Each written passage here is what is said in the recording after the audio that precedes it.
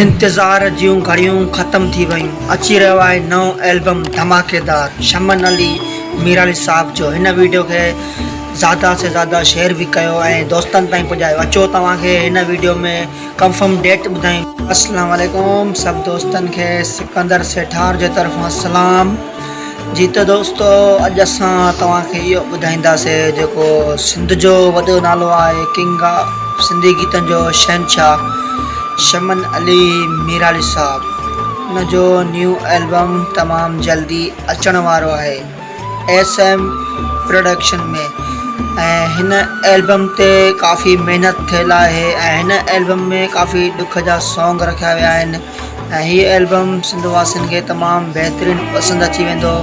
ऐं हिन एल्बम जी जेका रिकॉर्डिंग थी वई आहे शमन अली मीराली साहब जे न्यू एल्बम जी, उहा थी आहे मुस्कान स्टूडियो में जी। त दोस्तो तव्हांखे इहो ॿुधाईंदासीं त हिन एल्बम में काफ़ी वॾी महिनत कई वई आहे। मीराली साहब जेको हीउ एल्बम ईंदो त सभ खां चेंज हूंदो ऐं हिन एल्बम में काफ़ी नवां शाइर बि आहिनि ऐं पुराणा शाइर बि आहिनि, जीअं ज़ुल्फ़कार मंगी थियो, वहीद हकड़ो थियो, ज़ुल्फ़कार घोटो थियो, बशीर पांवर थियो, इनाम मीराली थियो ऐं काफ़ी जेके शाइर आहिनि उन्हनि जा मां नाला नथो खणी सघां ऐं लेकिन यकीन कयो त हीअ एल्बम जेको ईंदो त हीअ एल्बम सिंध वासियुनि खे तमामु बहितरीनु पसंदि अची वेंदो।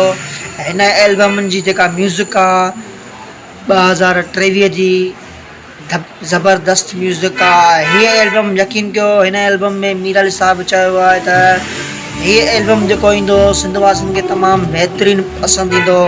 जेको विचम सिलाप आयो, सिलाप की वजह से जेको माण्हू जेके परेशान हुआ, आवाम परेशान हुई, त मीराली साहब सोचियो त छो न हिकु नओं एल्बम ठाहियूं, सिंध वासियुनि खे ख़ुशी ॾियूं, परस्तारनि खे ख़ुशी ॾियूं त उन्हनि जा ग़म जेके आहिनि दूरि थी वञनि।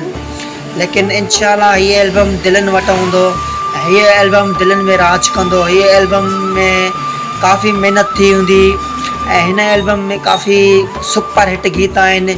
यकीन कयो असांखे तमामु बहितरीनु पसंदि अची विया आहिनि।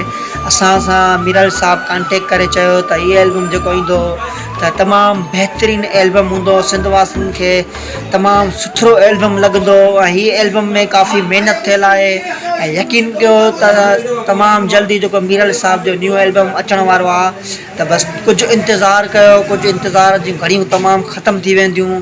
हिन एल्बम जी तमामु जल्दी रिकॉर्डिंग मुकमल थी वेंदी ऐं हिन वीडियो खे ज़्यादा से ज़्यादा शेयर भी कयो ऐं सिकंदर सेठार जे नाले सां यूट्यूब चैनल आहे उनखे सब्सक्राइब भी कंदा ऐं बेल आइकन खे क्लिक भी कंदा ऐं जेका नई वीडियो नोटिफिकेशन ईंदी तमामु जल्दी तव्हां वटि पुॼी वेंदी। ऐं वधीक राब्ते जे लाइ मुंहिंजे नंबर ते कॉन्टेक्ट कयो ऐं जेको बि इंशाअल्लाह न्यू फ़नकार हूंदो, सिंगर हूंदी, फ़ाइज़ा हूंदी, कड़ब हूंदो, तमामु